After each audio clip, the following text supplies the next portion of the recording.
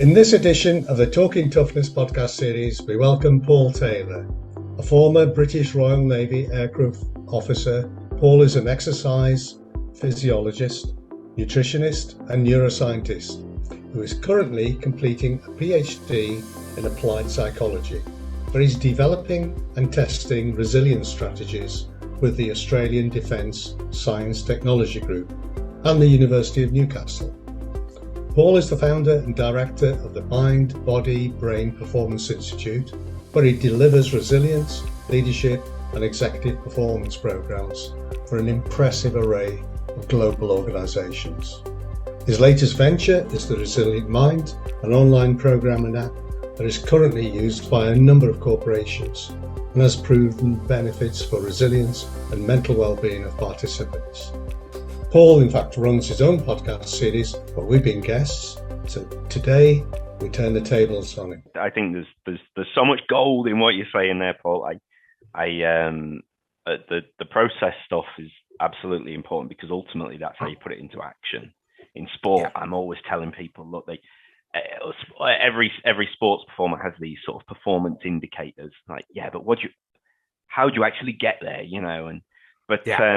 Well, what I really like, I'm a huge fan of breaking down this fallacy that there's this linear sort of motivation to action.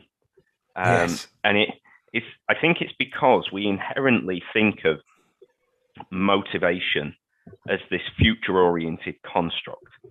It's throwing something forward to here's what I'm going to do in the future. And that's one of the things that, again, it's great for optimists and goals. The traditional SMART goals work well for optimists. But do you know what? What if you're naturally a bit more pessimistic? That future goal of where you're not is a measure of how shit you currently are. It's not a measure of where you want to get. It's not motivating. Actually, for some people, and this is where we added the learning orientation to the challenge part, that actually motivation stems sometimes from looking backwards. And I think if you are naturally just more comfortable looking backwards, and some people are just more past oriented than others, then seeing how far you've come is far more motivational. And I think that really speaks to that point of action can happen first. There's no need to say I need the motivation to do it, because if you're the kind of person that's thinking that, you're pretty much setting a narrative that's allowing yourself to not do it anyway. Absolutely. And I 100% agree with you that looking back can be really useful, and I loved reading that in your book about that learning orientation. And I think I said on my podcast that in our karate dojo, which I workshopped with all the kids, one of the things that's written on the wall is you win or you learn, right? And that culture really was bestowed on me from the aircrew world in the military, because they are very, very, very good at learning, not from just their own mistakes, but from other people's mistakes. Because when you fly in helicopters, and particularly in naval helicopters, where you often operate very far from the ship, you don't have the luxury of learning from your own mistakes, right? And so in the aircrew world, if you are the aircraft captain, so we would have shareholders every morning, right, where there would be a brief. There'd be the HODs, the heads of department would give their brief. There'd be the flying order of the day and what was happening. The engineers would give a brief, and then there was always a brief about safety incidents. That any safety incident that was relevant to us was actually read out, and the aircraft captain was not allowed to sign out their aircraft unless they had read safety incidents that came from other aircraft, because this culture really started that we need to learn from everybody else's mistakes. So in the military, and I often bring this into the corporate world, lots of corporates, you go to conferences and there's all people talking about best practice, and they have these guys who did this great sale or did this great bit of business standing up and talking about it. And I'm always like, where's the screw ups? Who's standing up talking about their screw ups? Because that's really, really valuable for people to learn from, here's what we did, here's what went wrong, here's how we screwed up, so that other people can actually learn from their mistakes. So I'm a big fan of learning, not just from your own mistakes, but learning from others' mistakes. And there needs to be that culture of embracing failure in order to do that, to communicate it so that not only you can benefit, but that others can benefit as well. I completely agree with you. When we're doing presentations on the mental toughness concept, I often describe learning orientation as the beating heart of the concept. Because when you think about, where did we get our mental toughness from? Well, some of it is genetic and some of it is learnt. Well, if some of it's learnt, learning orientation is an important bit of our mental toughness. I'm just going to take you back for a minute to goal orientation, because again, we completely agree that process is important in delivering goals. But one of the things I've noticed in the last couple of years, and we perhaps don't make enough of it in the book, is the importance of purpose. Because it's dead easy to set smart goals.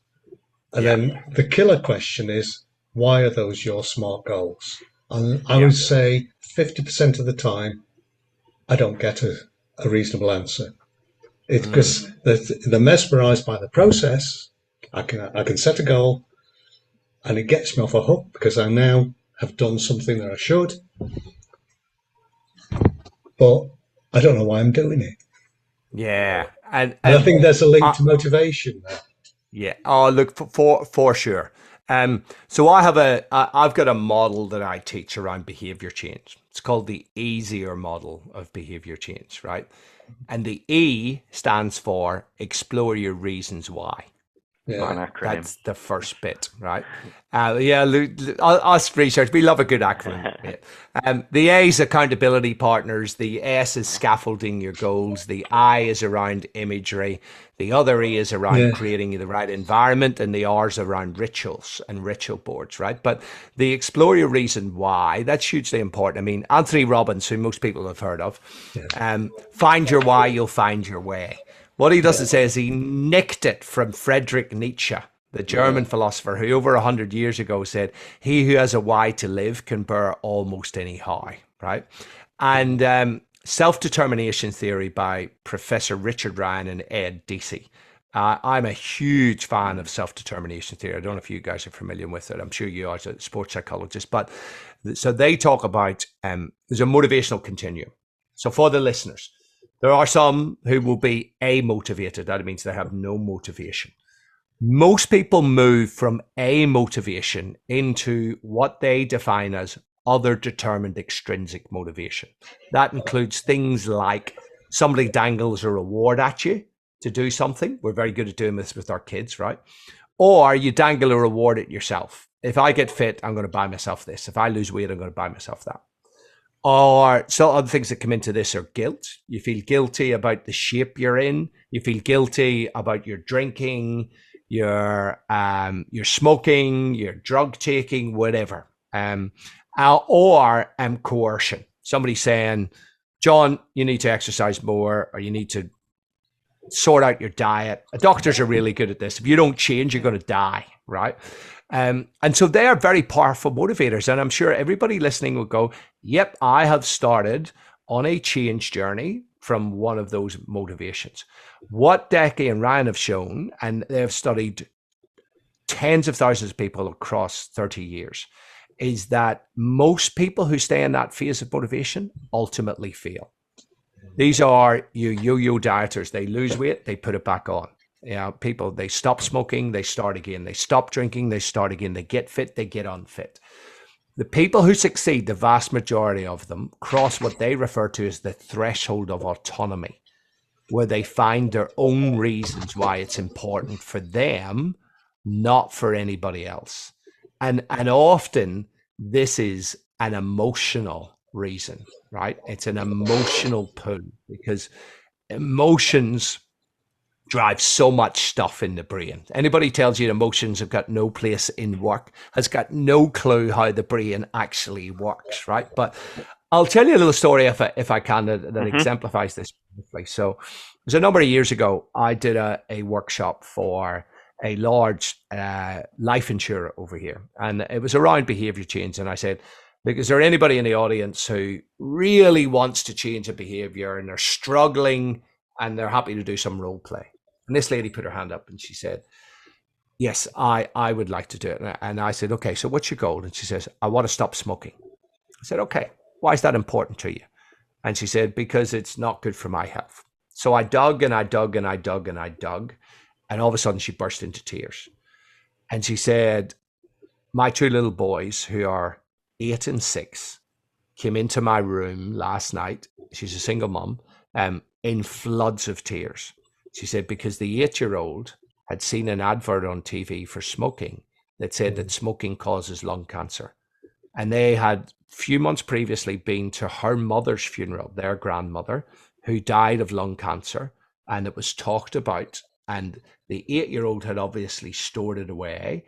And he just made the connection. And he told his little brother that mom's going to die.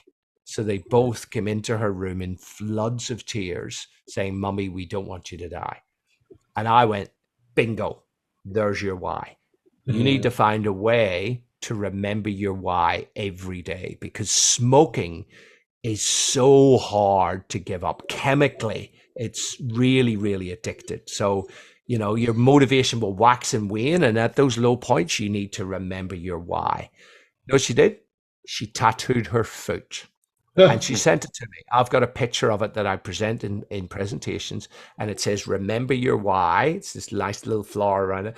And she has the initials of her little boys. And she said she would stand in the shower every morning. And I'd said to her one thing. I said, you know, with something like smoking, you need to take it a day at a time. So I said, JFT, just for today. Get up in the morning, look at yourself in the mirror and say, just for today. Now she tweaked it. She stood in the shower in the morning. She looked at her foot. She looked at her tattoo, and she said, just for today, I'm not going to smoke. And she said she made a pact with herself that she was allowed to smoke if she looked at her foot first, right? So she kept cigarettes on her. And she said she started wearing open top shoes to work, right? This is brilliant. And she said on at least 100 occasions she went to smoke. And then she remembered she had to look at her foot, and she just looked at her foot. And she went, you know what? It's not worth it. So having that strong why, that purpose behind what you're doing is hugely, hugely important. So I will talk about purpose a lot, and I also talk about values. So values and purpose for me can be used interchangeably. So for me, I mean, I'm Irish, I'm ex-military. Jesus, I like a tipple as much as everybody else. But the thing that keeps a handle on my alcohol consumption and also keeps me exercising regularly when I don't feel like it is I have a very, very I've got this a very strong value of being authentic. So as a corporate speaker who stands up and talks to people about dealing with stress and resilience and well-being and motivation, all of this stuff, I have to walk the talk. I have to be authentic. And it's when I have those weak moments that's my go-to value, is around being authentic. So I talk to people about a mixture of purpose and values, and connecting your behavior either to the purpose or to values that are important to you. Yeah, that's really good. And anyone who's interested in self-determination theory as well, I think the website actually gives you all the 6 different sub-theories and cognitive evaluation and things like that essentially help you understand how to internalize that motivation. Because as you say, Paul, there's tons of research to show if your motivation is purely extrinsic, external, it's a matter of time before it before it falls down. So the goal then is to a lot of things start that way. It's being able to find that mechanism for internalizing them, and I think that's probably where it ties in with the sort of the commitment and the goal orientation and what you want to achieve as well. Absolutely, and a really good point there, John, is that it can play a role. That extrinsic motivation, things like rewards, can absolutely play a role, but you've got to, in tandem with those extrinsic motivators, develop internal motivation as you go. And to your point earlier on around the exercise, is that what we find is that lots of people don't like exercise, right? And they really don't enjoy it. It makes them feel uncomfortable. And I always say to people, right, why are you exercising? And often the answer is because I want to lose weight, or I don't want to get disease, or my dad had a heart attack. And I go, too far away, right? Temporal discounting. That shit ain't gonna work, right? Not for the long period. And I encourage them to think about how it makes them feel, right? Yeah. How do I feel after I've exercised? And it works the same way. You're looking at a Krispy Kreme donut and going, oh, I shouldn't eat that because I don't want to break my diet or blah, blah, blah. It's like, no. How do you feel afterwards, right? Is try to tap into that feeling. But when people do regularly exercise, we see lots of them actually start to enjoy it. And there's really good experiments on this, that they'll take a bunch of people who are not fit, they'll split them in half, they'll give them to exercise physiologists, half of them, the exercise physiologist is pushing them, or the personal trainer, whoever it is pushing them. And they'll puff and they'll get their butt. If you just let people self-select their intensity and give them encouragement, they will get there eventually, right? And they are more likely to enjoy it at the end of it, right? So that intrinsic motivation will come. And I think we can add stuff onto that. We can really enhance that with some of that stuff around achievement and goal orientation, where you're setting yourself little goals and measuring it. And hey, you know what? I'm starting to get faster, right? That's why I say to people, when you're exercising, time trials. You've got to measure yourself, because your brain needs feedback that what you're doing is making a difference. And the beauty is, right, if Mr. and Mrs. Nurkenfurken, who are 50 years old and overweight and haven't exercised in years, I always say the beauty is your window of adaptation is huge. And what I mean by that is that they can do almost any exercise and they will get fitter quick. Whereas people who are fit and exercise a lot, their window of adaptation is really small. For them to get a 1% improvement, they need to do a huge amount of work, right? And actually, when you look at the research, the biggest bang for your buck in terms of health is going from the lowest category of cardiorespiratory fitness to below average. Yeah. Like that is a huge impact on your health. And I think that's a huge motivation that we can be telling people, is that you can, if you do nothing, I say to people, this is wonderful, because anything you do is really going to move the needle, right? But you got to measure stuff and you got to give that feedback, because then you're in forward motion, and that's going to double down on your motivation.